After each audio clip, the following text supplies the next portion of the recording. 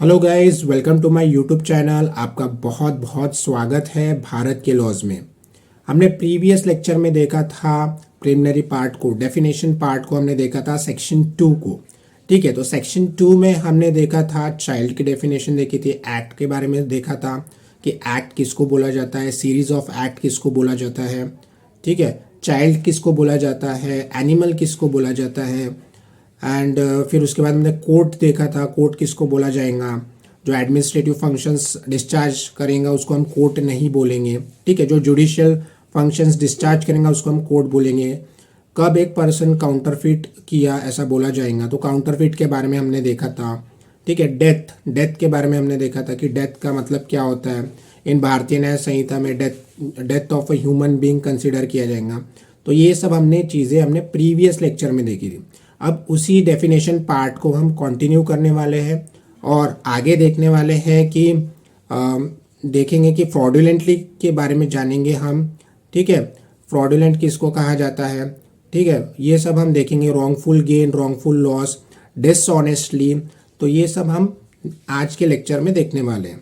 ठीक है, comparatively between Indian penal code और भारतीय न्याय संहिता। ठीक है, तो लेक्चर स्टार्ट करने से पहले मेरा आपसे अनुरोध है कि प्लीज़ मेरे यूट्यूब चैनल को सब्सक्राइब कीजिए, लाइक कीजिए, शेयर कीजिए और साथ में ही मेरे इंस्टाग्राम आईडी को भी फॉलो कीजिए। तो आज के लेक्चर की पहली डेफिनेशन है dishonestly. Subsection 7 of section 2 deals with dishonestly. ठीक है, भारतीय न्याय संहिता में सबसेक्शन 7 ऑफ सेक्शन 2 डिसऑनेस्टली के साथ डील करता है। अब इसको जानने से पहले हम क्या करेंगे, इंडियन पीनल कोड में देखेंगे कंपैरेटिवली कि भाई डिसऑनेस्टली कहाँ दिया गया। तो section 24 of Indian penal code है वो डील करता है डिसऑनेस्टली के साथ। ठीक है, अब इसमें कुछ ज़्यादा मेजर चेंजेस नहीं आए हैं। ठीक है, डिसऑनेस्टली जो इंडियन पीनल कोड का था वो हुएवर डस से स्टार्ट होता था। भारतीय न्याय संहिता में हुएवर डस को हटा दिया गया है, डायरेक्टली स्टार्ट कर दिया है डिसऑनेस्टली का मतलब क्या होता है। ठीक है, तो डिसऑनेस्टली को जानने से पहले मैं आपको एक बात बता दूं कि डिसऑनेस्टली को डिफाइन नहीं किया गया है, इसका मीनिंग बताया गया है कि डिसऑनेस्टली का मतलब क्या होता है, क्योंकि इसकी कोई एग्जैक्ट डेफिनेशन नहीं है। ठीक है, अगर आपको कोई बोलेगा कि भाई डिसऑनेस्टली की डेफिनेशन क्या है, तो सीधी सी बोलना उसको बात कि भाई डिसऑनेस्टली को डिफाइन नहीं किया गया है, इसको मीनिंग बताया गया है। ठीक है, तो स्टार्ट करते हैं subsection 7 of section 2 of Bharatiya Nyaya Sanhita that deals with dishonestly. तो डिसऑनेस्टली का मतलब क्या है? Dishonestly means doing anything with the intention of causing wrongful gain to one person और wrongful loss to another person. Simple सी बात है, कब एक व्यक्ति को हम बोलेंगे कि भाई उसने डिसऑनेस्टली एक्ट कमिट किया, ऐसे व्यक्ति को हम बोलेंगे कि भाई इसने डिसऑनेस्टली एक्ट कमिट किया जब उस व्यक्ति ने क्या किया हो, किसी पर्सन को रॉन्गफुल गेन कराया और दूसरे पर्सन को रॉन्गफुल लॉस कराया। ठीक है, अब कोई भी एक्ट कमिट करने से पहले उसका इंटेंशन क्या था कि भाई मुझे एक पर्सन को रॉन्गफुल गेन कराना है और दूसरे पर्सन को रॉन्गफुल लॉस कराना है। तो ऐसे व्यक्ति को हम क्या बोलेंगे कि इसने डिसऑनेस्टली एक्ट कमिट किया है। ठीक है, अब इसको समझने के लिए हम एक एग्जाम्पल देख लेते हैं। ठीक है, मान के चलिए मैं अपने दोस्त के घर पे जाता हूँ। ठीक है, और वहाँ मुझे एक अच्छी रिंग दिखती है जो टेबल पे पड़ी रहती है मेरे दोस्त के घर पे। ठीक है, अब मेरा दोस्त मुझे आजू बाजू नज़र नहीं आता, ना कोई नज़र नहीं आता वहाँ पे। तो मैं क्या करता हूँ कि वो जो रिंग है वो रिंग मैं उसके टेबल के ऊपर से, मेरे दोस्त के जो टेबल है वहाँ पे रखी रहती है, मैं लेके चले जाता हूँ उसके रूम से। ठीक है, ना मेरे दोस्त को बताए। ठीक है, बिना मेरे दोस्त को बताए मैं वो रिंग क्या करता हूँ, वो लेके चले जाता हूँ। मेरे दोस्त की रिंग जो है मैं वो लेके चले जाता हूँ। ठीक है, अब मैंने यहाँ पे क्या कमिट किया हो, मैंने डिसऑनेस्ट एक्ट कमिट किया हो। और यहाँ पे क्या हुआ है कि मुझे रॉन्गफुल गेन हुआ है और रॉन्गफुल लॉस मेरे दोस्त को हुआ है। मैंने अपने दोस्त की चीज़ को क्या किया, मैंने अपने दोस्त की चीज़ जो है वो अनलॉफुल तरीके, मतलब गलत तरीके से मैंने उसको एक्वायर किया हूँ, रिटेन किया हूँ। ठीक है, और मेरे दोस्त की जो चीज़ है उसको उससे डिप्राइव कर दिया हूँ। ठीक है, उसको उसके जो वो ओनर था वो चीज़ क्या, उसको उससे बाहर कर दिया हो। ठीक है, उससे मैंने छीन लिया वो चीज़। तो मेरा जो एक्ट था यहाँ पे वो क्या हुआ, डिसऑनेस्ट था। ठीक है, आपको समझ में आया? फिर से एक बार समझा देता हूँ, एक्सप्लेन कर देता हूँ कि मान के चलिए मैंने अपने दोस्त के घर गया। ठीक है, वहाँ पे मुझे कोई चीज़ दिखी, फॉर एग्जांपल रिंग ही दिख गई मुझे दिखी रिंग दिख गई, मैंने सोचा कि भाई ये तो रिंग मुझे बहुत अच्छी दिख रही है, तो मैंने क्या किया, मेरे दोस्त को बिना बताए वो रिंग ले लिया और वो लेके मैं चले गया उसके घर के बाहर। तो यहाँ पे मैंने क्या किया, डिसऑनेस्ट एक्ट कमिट किया। क्यों? क्योंकि मेरा जो इंटेंशन था, मुझे रॉन्गफुली गेन कराना था और मेरे दोस्त को रॉन्गफुल लॉस कराना था। तो यहाँ पे क्या हुआ, मेरे दोस्त को क्या हुआ, रॉन्गफुल लॉस हो गया, क्योंकि मैंने उसकी प्रॉपर्टी जिसके लिए वो लीगली एंटाइटल था उसको मैंने रिटेन कर लिया, मैंने एक्वायर कर लिया, मैंने हासिल कर लिया उस चीज़ को, उसको बिना बताए। ठीक है, तो ये हो गया डिसऑनेस्टली। अब एक चीज़ याद रखिए, जब भी आपको भारतीय न्याय संहिता में डिसऑनेस्टली टर्म दिखेगा तो इसका मतलब समझ जाइए कि ये किसके रिलेशन में बात कर रहा है, कोई प्रॉपर्टी के रिलेशन में। ठीक है, क्योंकि देखिए हम कोई भी व्यक्ति को रॉन्गफुल गेन या फिर रॉन्गफुल लॉस कैसे करा सकते हैं, उसकी प्रॉपर्टी को छीन के हम क्या कर सकते हैं, रॉन्गफुल गेन कर सकते हैं। उसके प्रॉपर्टी से उसको डिप्राइव करके उसको हम क्या कर सकते हैं, रॉन्गफुल लॉस करा सकते हैं। तो कभी भी याद रखना, अगर डिसऑनेस्टली टर्म आया तो समझ जाना कि कोई प्रॉपर्टी के रिलेशन में बात चालू है। ठीक है, चाहे वो मूवेबल प्रॉपर्टी हो या इमूवेबल प्रॉपर्टी हो। अब नेक्स्ट देखते हैं रॉन्गफुल गेन और रॉन्गफुल लॉस का मतलब क्या होता है। ठीक है, इसको भारतीय न्याय संहिता सबसेक्शन 36 ऑफ सेक्शन 2 जहाँ पे दिया गया है रॉन्गफुल गेन, तो रॉन्गफुल गेन का मतलब क्या होता है समझाया गया है, और रॉन्गफुल लॉस का मतलब section 37 of section 2 of Bharatiya Nyaya संहिता में बताया गया कि रॉन्गफुल लॉस का मतलब क्या होता है। अब आप मुझे कमेंट सेक्शन में बताइएगा कि भाई रॉन्गफुल गेन और रॉन्गफुल लॉस का एक्सप्लेनेशन कहाँ दिया गया है इंडियन पीनल कोड में। ठीक है, मुझे कमेंट बॉक्स में बताइएगा। ठीक है, तो अब इसको हम समझने की कोशिश करते हैं। पहले देखते हैं हम रॉन्गफुल गेन। तो subsection 37 of section 2 deals with wrongful gain. ठीक है, it means gain by unlawful means of property to which the person gaining is not legally entitle. मतलब कि मैंने कोई प्रॉपर्टी को गेन कर लिया, मैंने वो प्रॉपर्टी को एक्वायर कर लिया, ठीक है, रिटेन कर लिया, तो मैंने वो चीज़ को क्या कर लिया, गेन कर लिया। ठीक है, उसको क्या बोलेंगे, अनलॉफुल गेन। ठीक है, मैंने कोई भी चीज़ को गलत तरीके से क्या कर लिया, अपनी चीज़ बना लिया हो। ठीक है, मान के चलिए वो रिंग का ही एग्जाम्पल ले लेते हैं। अब मेरा जो दोस्त था वो रिंग के लिए एंटाइटल था, वो उस चीज़ वो रिंग का ओनर था। ठीक है, अब मैंने क्या किया, उससे बिना पूछे, ठीक है, उससे बिना पूछे वो क्या किया, वो रिंग को मैंने एक्वायर कर लिया हो। ठीक है, लेकिन किस कैसे एक्वायर किया, गलत तरीके से। मैंने ना किसी को पूछा वहाँ पे, बस उसकी जो रिंग देखी मैंने उसको गलत तरीके से क्या किया, एंड मैं इसके लिए लीगली एंटाइटल भी नहीं था, लेकिन मैंने उसको गलत तरीके से क्या किया, एक्वायर कर लिया, छीन लिया उससे। ठीक है, तो इसको क्या बोलेंगे हम, रॉन्गफुल गेन। ठीक है, मैंने वो चीज़ को रॉन्ग अनलॉफुल मीन्स के थ्रू वो प्रॉपर्टी को एक्वायर कर लिया, मेरे दोस्त की रिंग को एक्वायर कर लिया, तो इसको क्या बोलेंगे, अनलॉफुल रॉन्गफुल गेन। ठीक है, अब रॉन्गफुल लॉस किसको बोलेंगे, देखते हैं subsection 37 of section 2 that deals with wrongful loss. तो अब क्या बोल रहा है कि wrongful loss means the loss by unlawful means of property to which the person losing it is legally entitle. अब जो मेरा दोस्त था वो तो ओनर था वो रिंग का, अब वो क्या था, उस चीज़ के लिए लीगली एंटाइटल था, जबकि मैं उस चीज़ के लिए लीगली एंटाइटल नहीं था। मैंने वो रिंग को ले लिया, मैं इसके लिए लीगली एंटाइटल था क्या, नहीं। मैं वो रिंग का ओनर था क्या, नहीं। तो जो व्यक्ति उस रिंग का ओनर था वो लीगली एंटाइटल था उस चीज़ के लिए। अब वो चीज़ तो उसके इससे चले गई, ठीक है, उसके पोजीशन से चले गई, तो वो क्या होगा, उसको रॉन्गफुल लॉस हो गया। ठीक है, मुझे क्या हुआ, रॉन्गफुल गेन हुआ, और मेरे दोस्त को क्या हुआ, रॉन्गफुल लॉस हो गया। अब और एक एक्सप्लेनेशन दिया है सबसेक्शन 38 ऑफ सेक्शन 2 में कि गेनिंग रॉन्गफुली और लूजिंग रॉन्गफुली किसको बोला जाएगा। ठीक है, तो यहाँ पे फर्स्ट हाफ में हमको देखने को मिलेगा कि भाई गेनिंग रॉन्गफुली किसको बोला जाएगा और लूज रॉन्गफुली किसको बोला जाएगा। तो अब हम जानने की कोशिश करते हैं इसको। A person is said to gain wrongfully when such person retains wrongfully as well as when such person acquires wrongfully. अब फर्स्ट हाफ में क्या बोला है हमको, देखिए गेन रॉन्गफुली किसको बोला जाएगा कि यदि कोई व्यक्ति कोई चीज़ को रिटेन कर लेता है, मतलब पा लेता है रॉन्गफुली, या फिर कोई चीज़ को एक्वायर कर लेता है रॉन्गफुली, तो ऐसे इसको क्या बोलेंगे हम, गेनिंग रॉन्गफुली। ठीक है, मैंने वो चीज़ को गेन कर लिया रॉन्गफुली। जैसे वो रिंग का एग्जांपल देखिए, अब मैंने दोस्त की जो रिंग है वो क्या कर लिया, गेन कर लिया रॉन्गफुली, मैंने उस चीज़ को रिटेन कर लिया, एक्वायर कर लिया वो, ठीक है। तो इसको हम क्या बोलेंगे, गेनिंग रॉन्गफुली। लेकिन किसके थ्रू किया हो, अनलॉफुल मीन्स के तरीके से, मतलब गलत तरीके से, ठीक है। अब दूसरा देखते हैं, सेकेंड हाफ में क्या लिखा है, a person is said to lose wrongfully when such person is wrongfully kept out of any property as well as when such person is wrongfully deprived of property. अब क्या बोला है कि अ पर्सन लूज रॉन्गफुली, मतलब मेरा जो दोस्त है जिसके तरफ से मैंने वो क्या किए, उसको बिना बताया वो रिंग क्या करी, एक्वायर की। अब यहाँ पे जो मेरा जो दोस्त है वो क्या कर दिया, मैंने उसको उसके ही प्रॉपर्टी उसको डिप्राइव कर दिया, उसको हकाल दिया मैंने, ठीक है। उसको मैंने उसके प्रॉपर्टी से बाहर रखा, वंचित कर दिया उसको उसके प्रॉपर्टी से मैंने, ठीक है, डिप्राइव कर दिया। तो ऐसे इसको क्या बोलूँगा, लूजिंग रॉन्गफुली, ठीक है। समझ में आया, गेनिंग रॉन्गफुली, लूजिंग रॉन्गफुली। इसमें कुछ नहीं है, डिसऑनेस्टली में आपको सिर्फ गेन रॉन्गफुली इतना ही याद रखना है कि भाई कि डिसऑनेस्टली एक्ट कमिट होना चाहिए, लेकिन इंटेंशन क्या होना चाहिए, इंटेंशन कैसा होना चाहिए, रॉन्ग, एक पर्सन को रॉन्गफुल गेन करा रहे और दूसरे पर्सन को रॉन्गफुल लॉस करा रहे।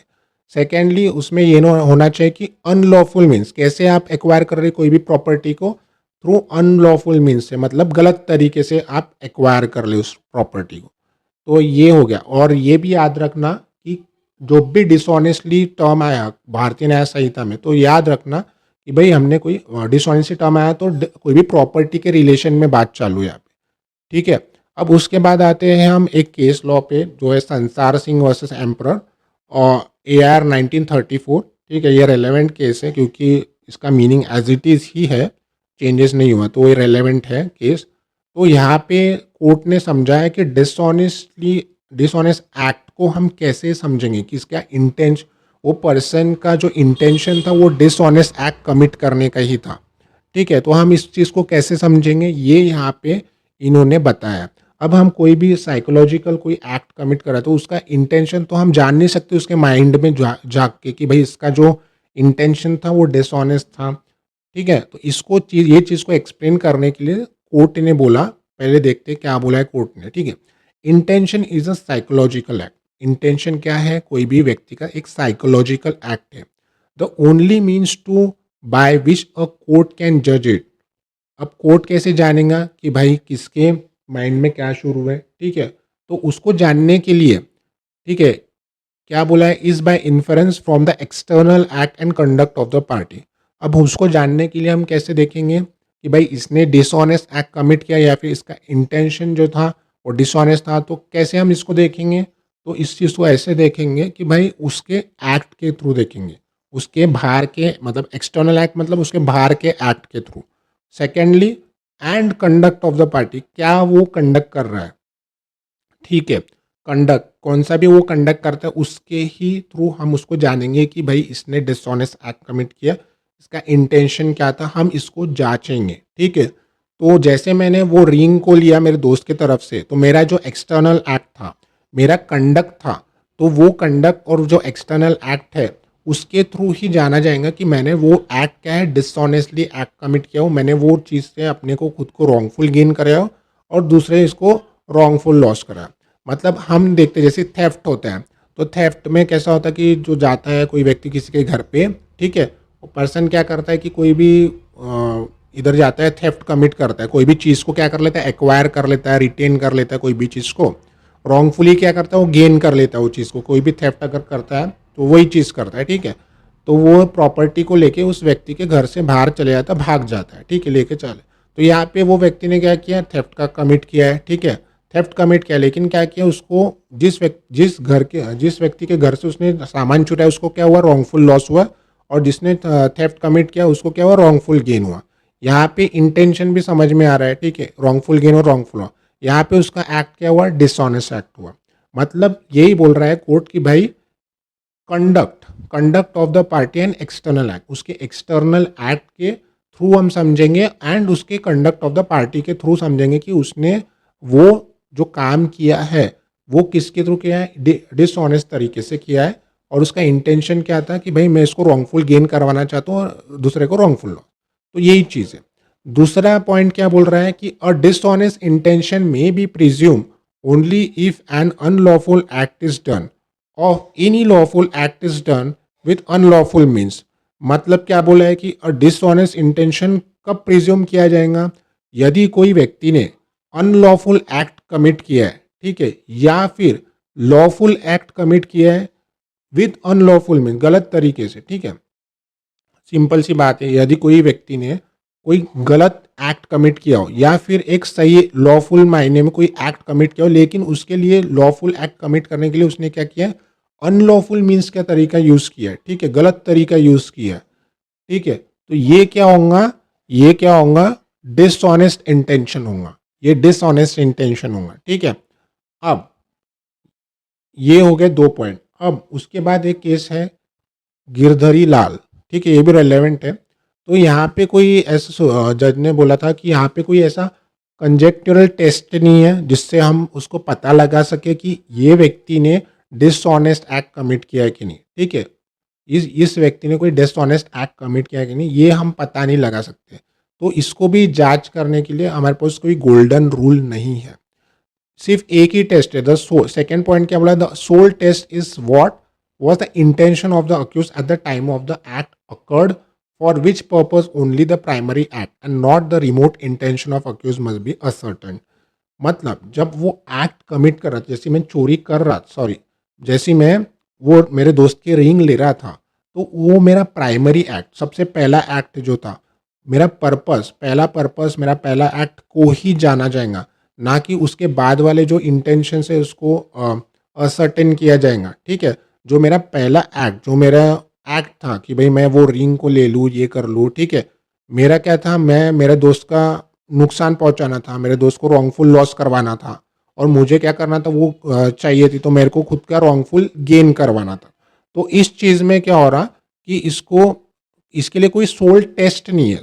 जज ने बोला, वहाँ के कोर्ट ने बोला कि भाई यहाँ पे तो कोई सोल टेस्ट नहीं है इसको जांच करने के लिए, इसलिए हम क्या करेंगे कि हम प्राइमरी एक्ट देखेंगे, उस व्यक्ति का प्राइमरी एक्ट देखेंगे, जब वो चीज़ कर रहा था उसका प्राइमरी एक्ट देखेंगे, उसका इंटेंशन, तभी ही हमको पता चलेगा कि उसका इंटेंशन क्या था, वो अक्यूज का इंटेंशन क्या था उस एक्ट कमिट करते हुए।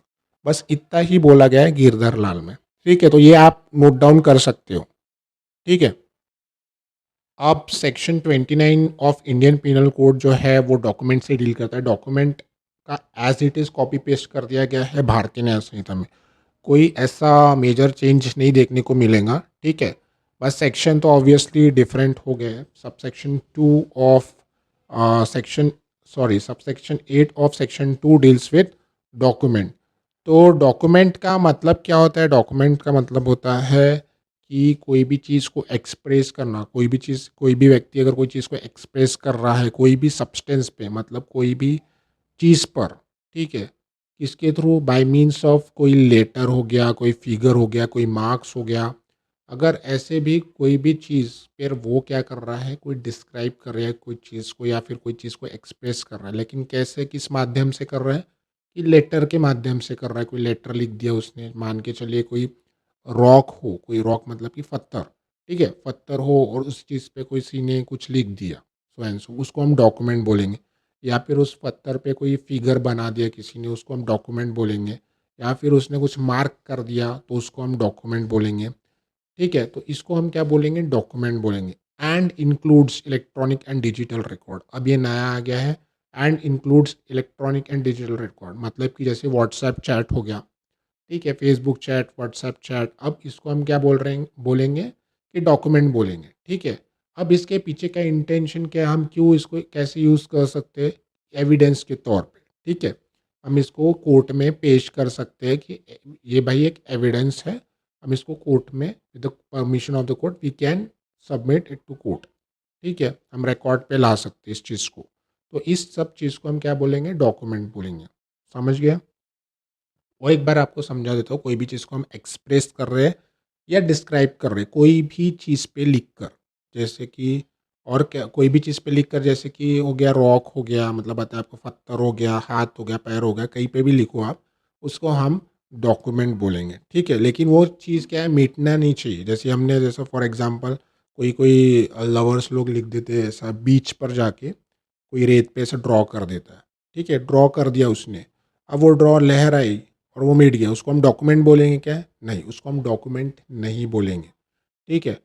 लेकिन अगर फॉर एग्जांपल कपल है और उसमें से एक कपल जो लड़का है उसने क्या किया कि भाई अब उसने ड्रॉ कर लिया I love so and so girl, ठीक है। अब उसके बाद उसने क्या किया, उस जो भी चीज़ को उसने बनाया उसकी फ़ोटो ले लिया उसने, तो उसको हम क्या बोलेंगे? डॉक्यूमेंट बोलेंगे। वहाँ पे लिख के आएगा ना कि कौन से टाइम पे इसने फ़ोटो लिया, क्या लिया, तो उसको हम एज अ डॉक्यूमेंट बोल सकते हैं। उसको कोर्ट में हम क्या कर सकते हैं? सबमिट कर सकते हैं, ठीक है। इसको हम डॉक्यूमेंट बोलेंगे। इलेक्ट्रॉनिक एंड डिजिटल रिकॉर्ड का मतलब कि व्हाट्सएप चैट्स वगैरह हो गए, ठीक है, फेसबुक चैट्स, व्हाट्सएप चैट्स, तो इसको हम डॉक्यूमेंट बोलेंगे, ठीक है। अब इसमें जो एक्सप्लेनेशन वन है, एक्सप्लेनेशन वन क्या बोलता है कि भाई it is immaterial by what means or upon that what substance the letter figure or marks are formed or whether the evidence is intended for or may be used in court or not. ये मतलब चीज़ जो है immaterial है कि आप किस चीज़ पे लिखते हो, किसके थ्रू किस चीज़ से लिखते हो और किस चीज़ पर लिखते हो, ठीक है। किस चीज़ से लिखते हो और किस चीज़ पर लिखते हो ये मैटर नहीं करता है, ठीक है। अगर आपने कोई पत्थर पे भी लिख दिया, ठीक है, तो इसको हम क्या बोलेंगे कि डॉक्यूमेंट बोलेंगे। मान के चलिए कुछ चीज़ लिख दिए, फॉर एग्जांपल कपल्स लोग लिखते हैं जो आई लव एंड सो ये, तो मान के चलिए कि लिख दिया किसी ने, या फिर कोई मरता हुआ व्यक्ति ने कोई पेज पे लिख दिया या फिर कोई रॉक पे लिख दिया या फिर कुछ ने साइन दे दिया, तो उसको हम क्या बोलेंगे? डॉक्यूमेंट बोलेंगे। ये इमटेरियल, ये मायने नहीं रखता कि आप किस चीज़ से लिख रहे हो और किस चीज़ पर लिख रहे हो, ठीक है। उसको हम एज अ एविडेंस यूज़ कर सकते हैं कोर्ट में, ठीक है। अब इलस्ट्रेशन के तौर पे तो बहुत सिंपल सिंपल है, बताया गया है कि यदि आपने कोई राइटिंग में कोई एक्सप्रेस में कोई कॉन्ट्रैक्ट कर दिया है, ठीक है, लिखित में कोई कॉन्ट्रैक्ट कर दिया है, ठीक है, उसको हम यूज़ कर सकते हैं एज अ डॉक्यूमेंट, ठीक है। कोर्ट में हम उसको पेश कर सकते हैं कि भाई सो एंड सो हमने डॉक्यूमेंट कॉन्ट्रैक्ट किया था। अगर कोई ब्रीच ऑफ कॉन्ट्रैक्ट करता है तो हमें एज अ डॉक्यूमेंट उसको कोर्ट में पेश कर सकते हैं, ठीक है, एज एन एविडेंस, ठीक है। चेक हो गया बैंकर के डॉक्यूमेंट, उसको हम डॉक्यूमेंट बोल सकते हैं चेक को, ठीक है। पावर ऑफ अटर्नी हो गई, उसको हम डॉक्यूमेंट बोल सकते हैं। कोई मैप हो गया, कोई प्लान हो गया, ठीक है, उसको हम एज अ डॉक्यूमेंट बोल सकते हैं, ठीक है। राइटिंग कंटेंटिंग डायरेक्शंस, कोई चीज़ डायरेक्शन बता रही है, ठीक है, कोई राइटिंग में अगर किसी ने डायरेक्शंस दिया हो या इंस्ट्रक्शंस दिया हो तो उसको हम क्या बोलेंगे? डॉक्यूमेंट बोलेंगे, दैट्स इट। अब इसमें कोई तो उतना डिफ़िकल्टी नहीं है, ठीक है, समझ में आ गया कि भाई सिंपल सी बात है, अगर हम कोई चीज़ पर कोई भी चीज़ से, ठीक है, कोई चीज़ पर कोई भी चीज़ से हम कोई भी लेटर, ये 3 चीज़ इंपॉर्टेंट है, लेटर, फिगर या मार्क ड्रॉ कर रहे हैं, लिख रहे हैं, ठीक है, तो इसको हम क्या बोलेंगे? डॉक्यूमेंट बोलेंगे। ये और एक्सप्लेनेशन 1 में तो बोल भी दिया कि ये इममटेरियल है, ये चीज़ मायने नहीं रखती आपने किस चीज़ से लिखा है, किस चीज़ पर लिखा है, उसको डॉक्यूमेंट बोलेंगे और हम इसको कोर्ट में क्या कर सकते हैं? प्रस्तुत कर सकते हैं, हम इसको कोर्ट में प्रेज़ेंट कर सकते हैं एज़ एन एविडेंस, ठीक है। अब एक्सप्लेनेशन 2 क्या बोल रहा है? Explanation 2 examination point of view से उतना इम्पोर्टेंट नहीं है, लेकिन आपको एक बता देता हूँ कि इसको इतना पढ़कर कोई ये नहीं है, ठीक है। ये सिंपल सा है कि भई मान के चलिए आप बैंक वैंक में जाते हो तो आप क्रॉस करते हो, ठीक है, कोई चेक पे नहीं, क्या चेक पर क्रॉस करते हो। अब उस क्रॉस का मीनिंग क्या होता है कि भाई आप डायरेक्टली उस अकाउंट में डिपॉजिट करा दो, जो भी पर्सन है उसके, ठीक है, डायरेक्टली डिपॉजिट करा दो, तो ये उस चीज़ का मीनिंग होता है। तो इस चीज़ जो भी उस बैंक में जो भी मीनिंग रहेगा उस चीज़ का, उसको भी एज अ डॉक्यूमेंट कंसिडर किया जाएगा।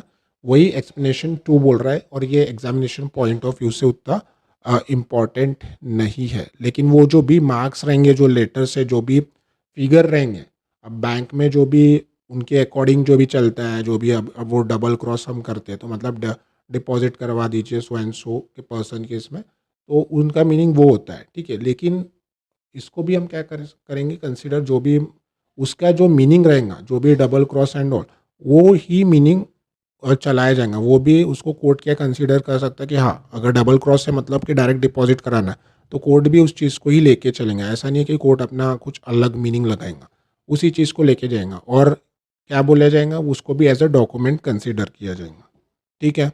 जो भी एंडोर्समेंट रहता है, ठीक है, एंडोर्समेंट कर दिया जैसे डबल मार्क, तो एंडोर्समेंट हो गया, तो वो चीज़ को भी हम क्या करेंगे? एज अ डॉक्यूमेंट कंसीडर करेंगे, ठीक है।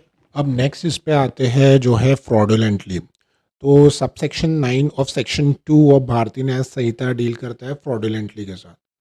तो फ्रॉडुलेंटली हम इंडियन पिनल कोड में देखते थे सेक्शन 25 में, कंपैरेटिवली हम देख रहे हैं इंडियन पिनल कोड भी, तो सेक्शन 25 में हम देखते थे फ्रॉडुलेंटली।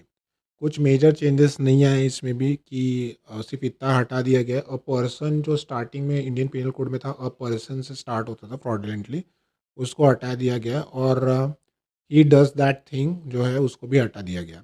बाकी एज इट इज़ ही है मीनिंग, ठीक है।